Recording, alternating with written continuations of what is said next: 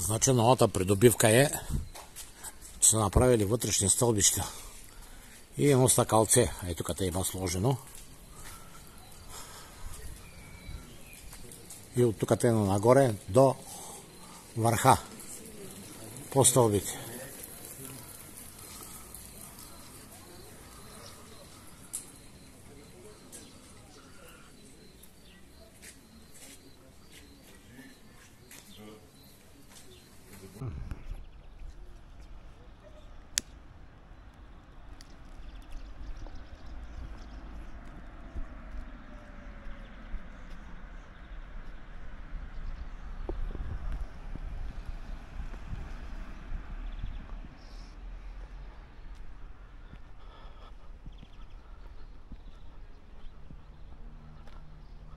Порта Камилите.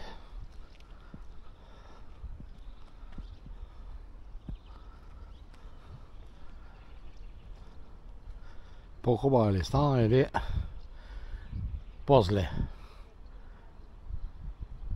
Обаче има монтиране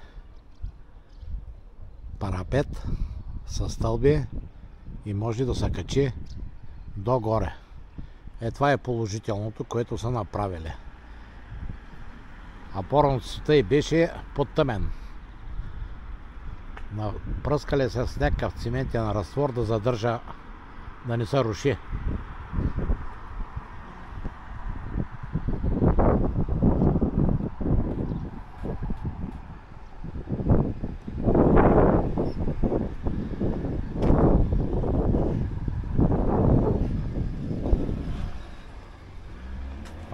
И вход има.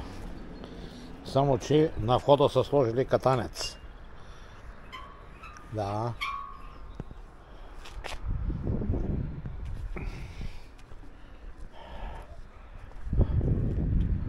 Вратата.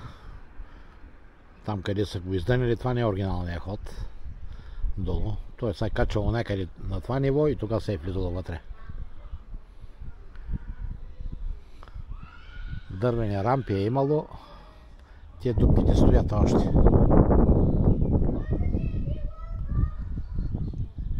Стъкло има.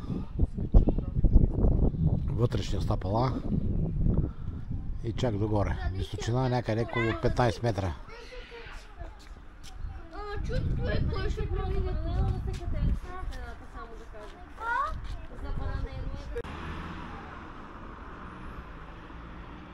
Срещу портата зад нас. Отвътре имаше една красива, хубава сграда, правена в началото или средата на миналия век, където сега в момента е хванало липсата. Имам стари снимки, сградата беше наистина уникална и много красива.